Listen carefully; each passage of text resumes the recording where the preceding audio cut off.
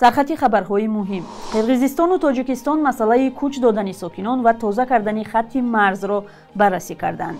вакилони рус пешниҳод карданд ки муҳоҷирон аз нафақаи иҷтимоӣ маҳрум карда шаванд ва аз соҳибони дронҳо дар тоҷикистон хостанд ки ин дастгоҳҳои худро сабти ном кунанд.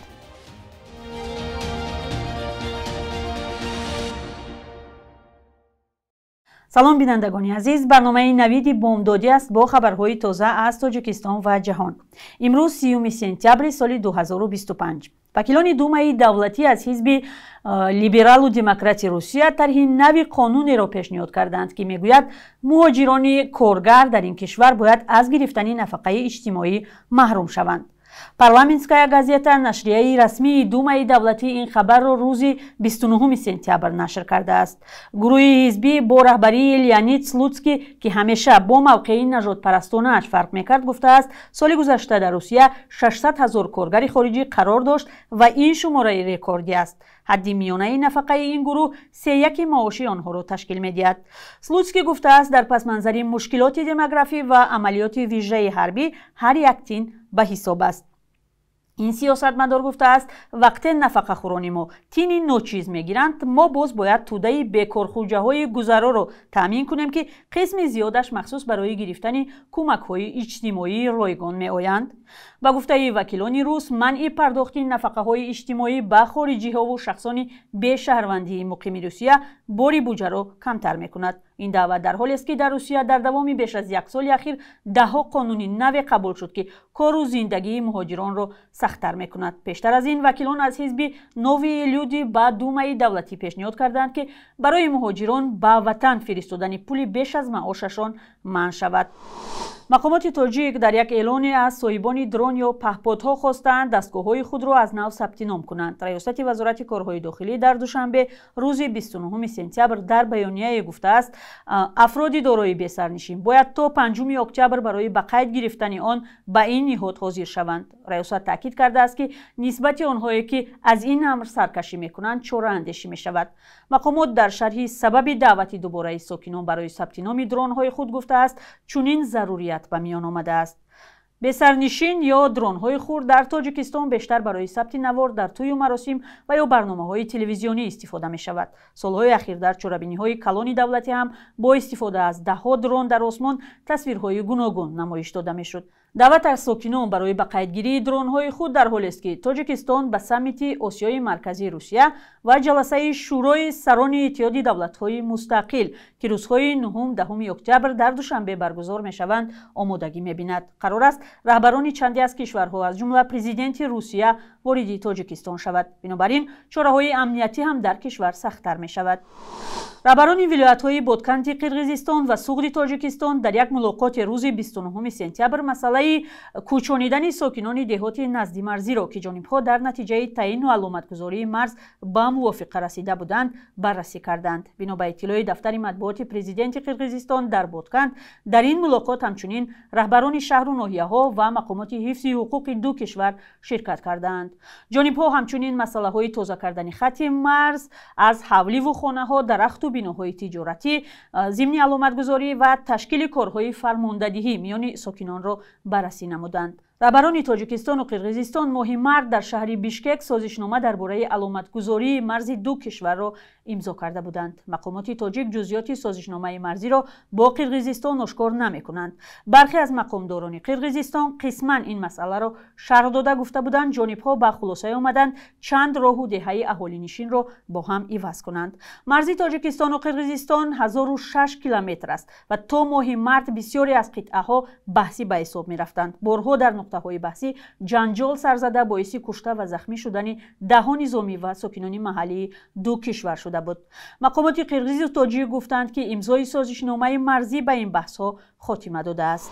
раиси ҷумҳури Тоҷикистон дар суханронии ахираш дар созмони милал пешниҳод кард ки дар душанбе маркази минтақавии зеҳни сунъӣ ифтитоҳ шавад. ҳамкори мо Амир Исоев аз сокинон дар хиёбонҳои Душанбе пурсид ки дар бораи зеҳни сунъӣ чӣ медонанд ва аз он то куҷо истифода мебаранд. посухҳоро якҷо мебинем. оё шумо зеҳни сунъиро истифода мебаред? чӣ ва зеҳни сунъӣ? искусственный интеллект. Не. در اویلتان یگان کس استفاده میبرد فرزندو یا نه چت جی پی تی نه همین هوش مصنوعی همون ذهن صنعی یا که اسکوستن اینتلکت اودر بسیار در ساحه استفاده برده میشه و فکر شما این چیزی خوب است یا نه؟ من یگان بار استفاده نبردم این نمیدونم. بله یک پسرم استفاده میبرد. چی با گذاری میکنه؟ این برنامه خوب است؟ خیر برای بچه‌های خردسال خوبتر است. بله ما استفاده برداشتم شه برای که چت جی پی تی این چیزای خوبه. مثلا اگر ما یگان چیزا نمیدونم من میتونم از فن چت جی پی تی بپرسم و میتونه مرا چی ابوچت کنه با مرا یا چیزا را یادیا. چت جی پی تی نمیتونه آدم زمینیت کنه. آدم نمیتونه از چت جی پی تی تنبل شوه. بله رفیقا استفاده میبرم برای درس پرس استفاده میبرم. اونا چی با هم میگن چیز خوب است یا؟ ها بعضش میگن خوب است بعضش میگن مثالا خطا میبره خیلی جو. خطا میبره مثالا؟ اگه با فکرم درست میبره یا هنسفه من نمیفهمن همین خیلی میگن بعضش نه. شما میخواید که در آینده همین ذهن صنعی را استفاده بریم؟ ممکن خیلی استفاده برم برای یگان سوالم اگر ای درس پرس نفهمو باشه استفاده برم. برای بسیاری درسام هم خودم با همین چیم تیار میکنم با سواد دانش خودم تیار میکنم. مثلا ما یگان معلوماتی را 100% باور میکنیم در همون چت جی پی تی باشه که دیگر پریلاژنیا باشه در همون 100% باور میکنیم که انیق دقیق همین است جوابی درست همین است لیکن بعدا که استفاده میکنیم جوابی همون اسکوستو اینتلکت جوابش قبول میکنیم در بعضی جاهای استفاده میبریم در آخر میشود که 100% درست نیست یک مقداری معینش درست است هم خیلی حالت ها هم شیده بود. ذهن صنعی رو با بسیار طرف‌های خوب هم دارد طرف‌های بد هم دارد. مثلا طرف‌های خوب یگان سوال رو ما میدهیم اون با تفصیل پر را جواب میدهد و داخل طرف‌های بد مثلا یگان با مقصد بد هم استفاده برده می شود. مثلا اشیاءهای چیزهای معلومات‌های شخصی یگان کس را گرفتن یگان مثلا صورت رسمی یگان آدم رو با یگان کارهای نامعقول استفاده میبرند.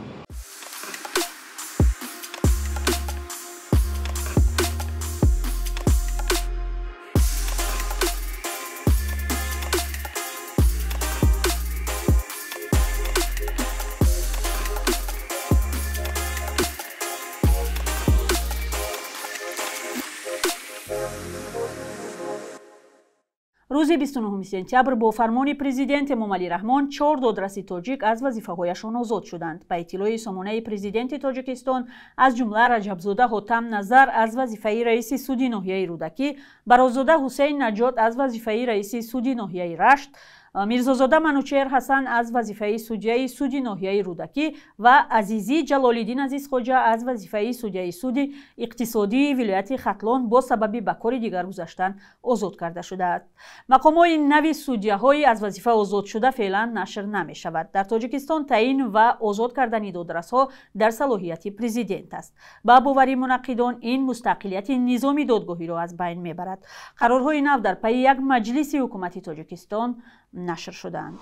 طبق گزارش ها بعد از ظهر 29 سپتامبر در سراسر افغانستان دسترسی به اینترنت قطع شد. قطع اینترنت باعث خللدار شدن خدمات شبکه‌های مخابراتی شده است. وبسایت نت بلاکس که جریان اینترنت را در جهان پیگیری می‌کند، گزارش داده است که در حال حاضر دسترسی به مخابرات تا بیشتر از 70% محدود شده و این مشکل در کابل بیشتر احساس می‌شود. تلویزیون‌های داخلی افغانستان نوشتند که قطع اینترنت به کار آنها نیز تاثیر رسانده است. در پی قطع ناگهانی اینترنت در افغانستان پروازهای شرکت‌های هواپیمایی خللدار شده، ده‌ها مسافر سرگردان شدند. بنا به اطلاع موجوده تمام پروازهای شرکت آریانا از افغانستان و به مقصد افغانستان بازداشته شدند. همچنین دوربین‌های امنیتی از کار مانده. کار بانک‌ها در این کشور با مشکل روبرو شده است. مقامات طالبان قبلا قطع اینترنت را به پیشگیری از آنچه آنها آن را به اخلاقی مینامند ربط داده بودند. در این لحظه برنامه بخش یک روز تاریخ را با مهمترین تحولات تاریخی در روز 30 سپتامبر پیشنهادی شما میکنیم.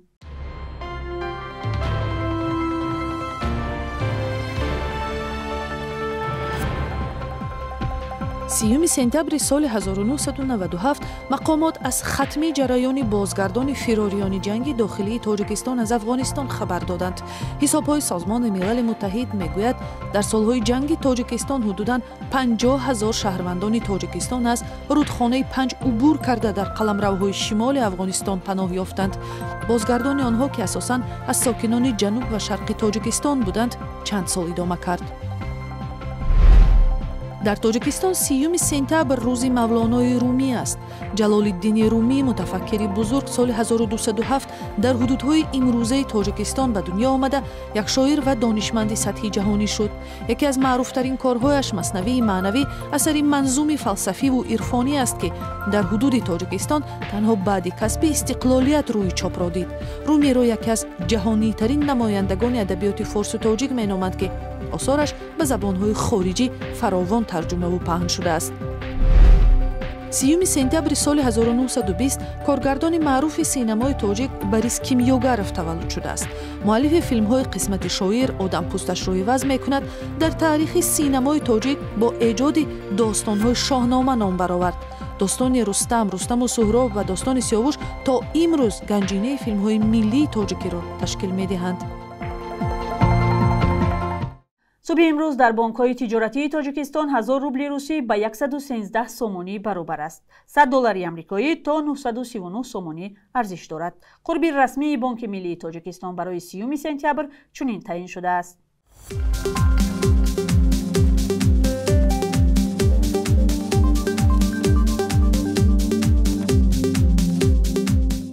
برنامه نوید بامدادی را از استودیوی دوشنبگی رادیوی آزادی می‌دیدید. خبرهای بیشتر را از سامانه و صفحه‌های رادیوی آزادی در شبکه‌های اجتماعی پیگیری کنید. تا فردا، خدا نگهدار.